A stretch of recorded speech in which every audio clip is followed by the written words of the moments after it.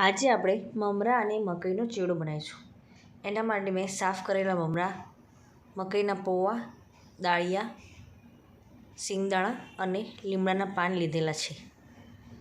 પછી મેં એક મોટા તપેલામાં, મારા પાસે અહીં પિત્તળનું મોટું તપેલું હતું, એમાં મેં તેલ નાખીને પહેલાં કાચા સિંગદાણા નાખી દીધા.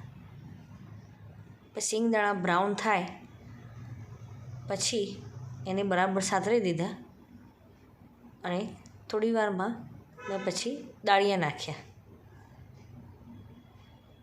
મમરાના ચેવડામાં સિંગદાણા અને દાળિયા ખૂબ સરસ લાગે છે. પછી આપણે મમરાને સાફ કરેલા હતા, પછી તે તપેલામાં નાખી દીધા અને લીમડાના પાન પણ નાખી દીધા. પછી હળદર, મીઠું નાખીને મેં પહેલાં બરાબર સાતળી દીધા. પછી બોરું ખાંડ નાખી અને લાલ મરચું પણ નાખ્યું. મરચું તમારા સ્વાદ મુજબ નાખી શકો છો. પછી બીજી બાજુ મેં મકઈના પૌવા પણ તળી દીધા. મકઈના પૌવા તળીને એક વાસણમાં કાઢી દીધા. પછી તેમાં પણ મેં મસાલો કર્યો છે.